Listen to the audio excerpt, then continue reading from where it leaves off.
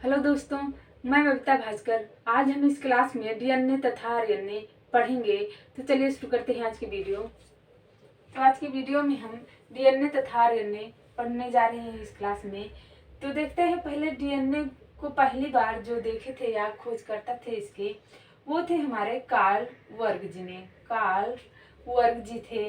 और डीएनए का जो मॉडल या डिजाइन या मॉडल प्रस्तुत किए थे वो थे हमारे जेबी वाटसन एवं क्रिक ने। ये दोनों जो है इसका मॉडल प्रस्तुत किए। अब देखते हैं, यहाँ पर हमारा एक सेल है। इसमें जो है केंद्रक है। केंद्रक में न्यूक्लिक एसिड है दोस्तों। यहाँ पर केंद्रक में न्यूक्लिक एसिड है हमारा।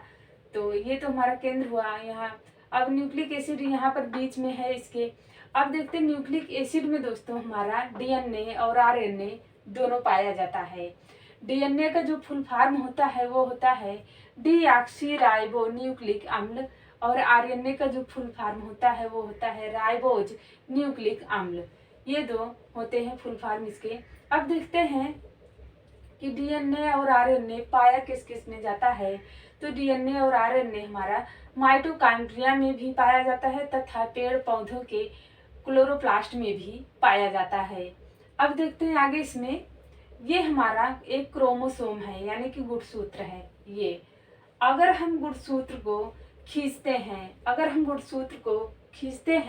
तो हमारा कुछ इस तरीके से जो है हमें आकृति दिखाई पड़ेगी। और इस आकृति को जो है दोस्तों डीएनए कहा जाता है।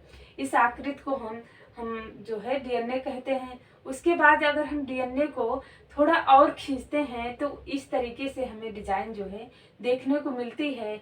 और एक पार्ट को इसके जो है दोस्तों जीन कहा जाता है या जीन कहते हैं। इसके बीच में जो होता है भाग, इसके बीच का जो भाग होता है यानी कि इसके बीच में जो होता है उसे न्यूक्लियोटाइड कहा जाता है। न्यूक्लियोटाइड कहते हैं।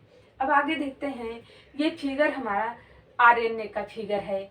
इसके बाद ये जो फिगर है हमारा वो है डीएनए डबल हेलिक्स का फिगर है ये। अब देखते हैं, डीएनए में 4 प्रकार के जो है क्षार पाए जाते हैं। इसमें जो है हमारा पहला है गुआनिन है, और साइटोसिन है, थायमिन है और एडेनिन है।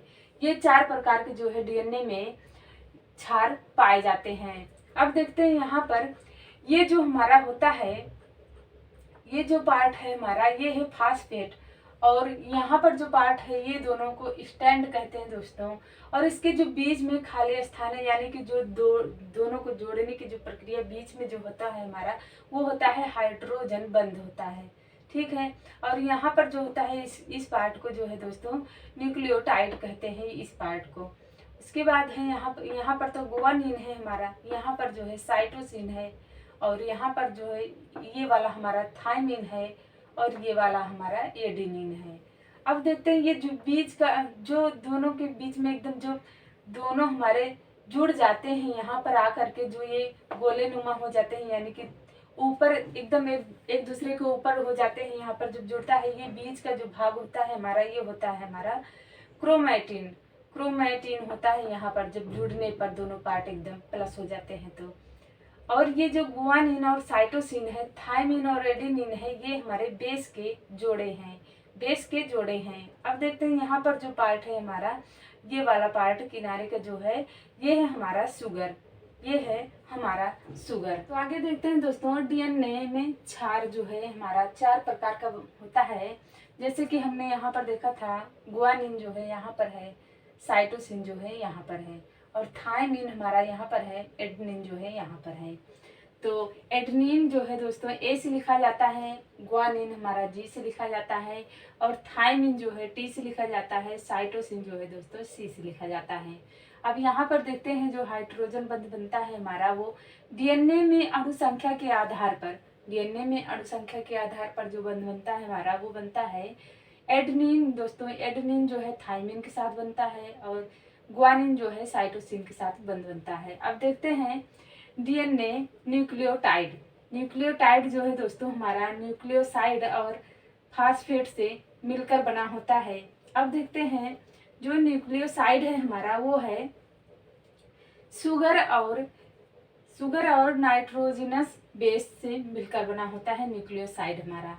अब देखते हैं यहाँ पर जो न्यूक्लियोसाइड, हाँ न्यूक्लियोस यहाँ नहीं, हाँ न्यूक्लियोसाइड तो शुगर और नाइट्रोजनस बेस से मिलकर बना होता है। अब देखते हैं नाइट्रोजनस बेस जो है हमारा, ये दो प्रकार का पाया जाता है। पहला है हमारा प्यूरिन और दूसरा है हमारा पायरिडीन।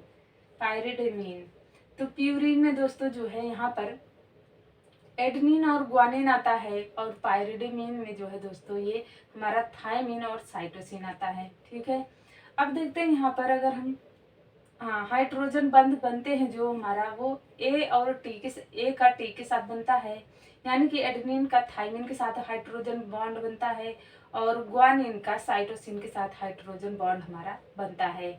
अगर यहाँ पर हम टी के स्थान पर दोस्तों यू लगा देते हैं तो हमारा ये आरएनए का जो है निर्माण हो जाता है। अब देखते हैं यहाँ पर जो ट्रिक है हमारी, यहाँ पर ए बराबर double bond hydrogen Bond tea, और यहाँ पर जी बराबर ट्रिपल बॉन्ड जो है सी। ये हमारा ट्रिक के हिसाब से आप याद रख सकते हैं।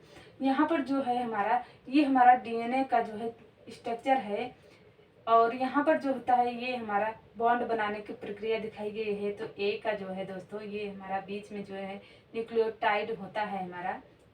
तो यहाँ पर देखते हैं ए के साथ जो है बंध बनता है टी का, और जी के साथ सी का, फिर ए के साथ टी का और जी के साथ सी का, इस प्रकार से जो है बनता है। तो यहाँ पर दोस्तों हमने अगर टी के स्थान पर यू रखेंगे तो हमारा आरएनए का तो निर्माण होगा ही, लेकिन जो है यू का अर्थ है दोस्तों यूरेशियन, इसमें जो है हाइड्रोजन बॉन्ड का निर्माण नहीं होता है, क्योंकि ये आरएनए सिंगल होता है।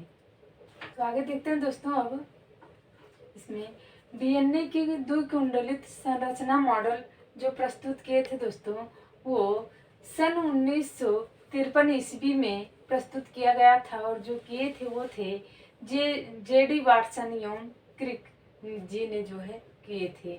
अब देखते हैं इनको जो इस काम के लिए जो नोबेल पुरस्कार दिया गया था वो सन 1962 में दिया गया था, इन्हें नोबेल पुरस्कार से सम्मानित किया गया था। अब आगे देखते हैं डीएनए का कार्य।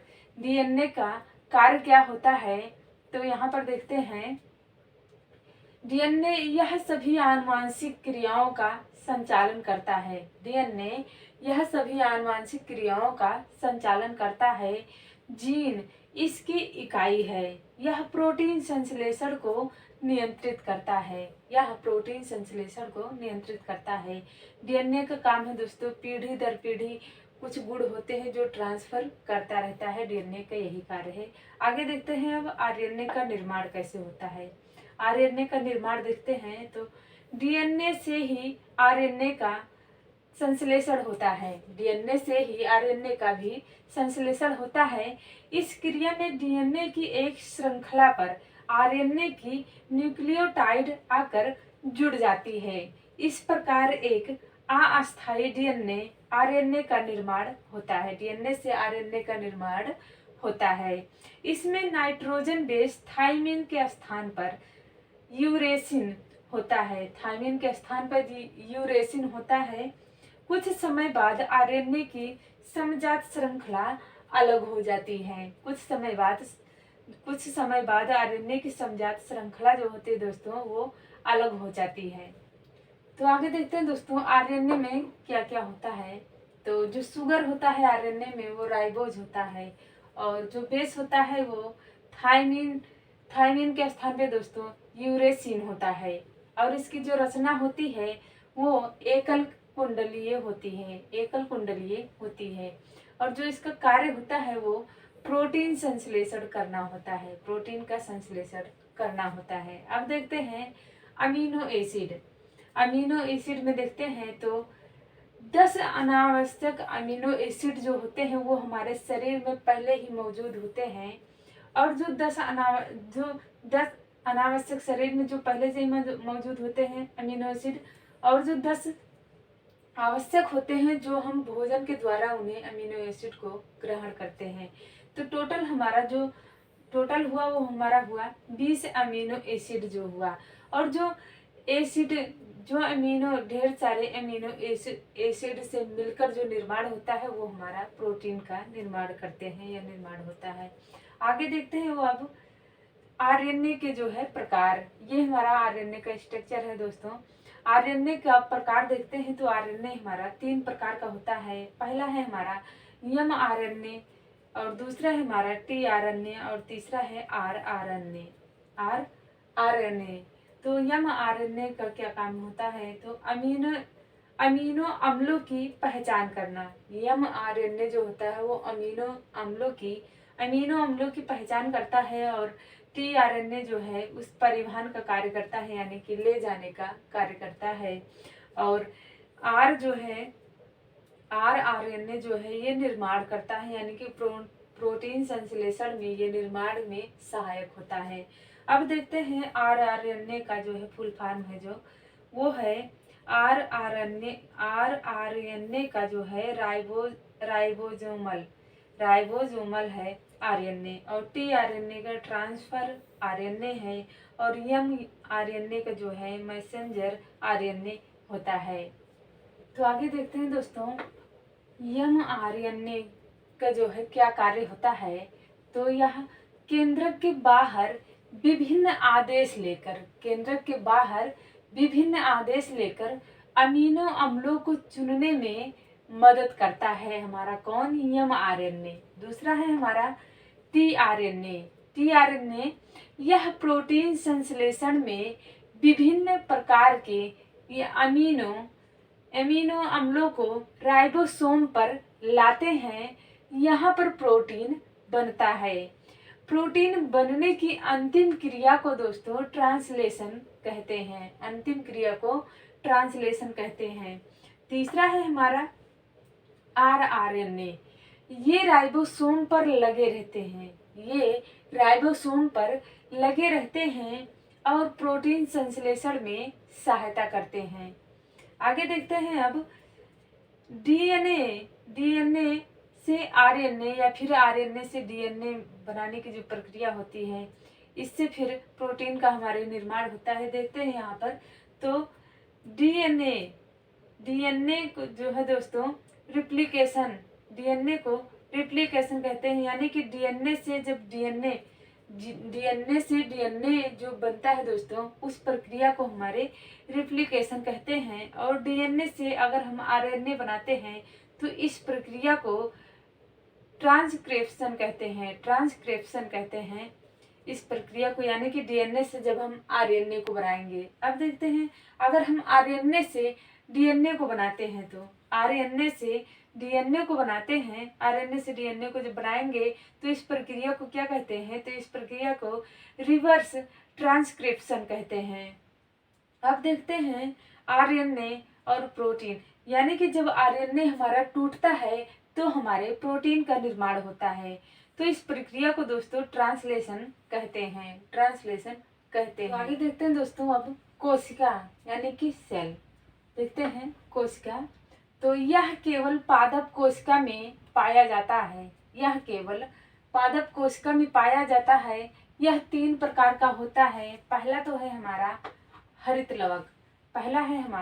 हरित लवक जिसको क्लोरोप्लास्ट कहते हैं। तो यह भोजन का निर्माण करता है। यह पत्ते तथा तनों में पाया जाता है। इसके अंदर हरे रंग का पर्णहरित पाया जाता है। इसी की सहायता से पौधा प्रकाश संश्लेषण करता है। हरित लवक को पादप कोशिका की रसोई कहा जाता है। दूसरा है हमारा अवर्डी लवक को दोस्तों ल्यूटोप्लास्ट कहते हैं। तो यह रंगहीन लवक है। यह पौधों के उन भागों में पाया जाता है जहां सूर्य का प्रकाश नहीं पहुंचता, यह उन भागों में पाया जाता है दोस्तों। तो जैसे हो गया हमारे जड़ें, भूमिगत तना, जो जड़ें होती हैं वहां पर सूर्य का प्रकाश नहीं पहुंच पाता, और जो भूमिगत तने यानी कि भूमि में जो तने धसे रहते हुए दोस्तों वहां पर जो है सूर्य का प्रकाश नहीं पहुंच पाता, तो उसे ही अवर्डी लवक कहते हैं। और यह भोज्य पदार्थों का संग्रहण करने वाला लवक है। करने वाला लवक है। तीसरा है हमारा वर्डी लवक। वर्डी लवक को क्लोरो वर्डी लवक को क्लोरोप्लास्ट कहते हैं दोस्तों। यह रंगीन लवक होते हैं, यह लवक रंग प्रदान करता है, जैसे पुष्प हो गया, बीज हो गया आदि। यहाँ पर देखते हैं तो जैसे टमाटर में जो रंग प्रदान करते हैं दोस्तों वो लाइकोपीन के कारण, और गाजर में कैरोटीन के कारण, चुकंदर में दोस्तों विटामिन होता है, चुकंदर में विटामिन। तो इन सभी में दोस्तों यह वर्डी लवक जो है रंग प्रदान करता है।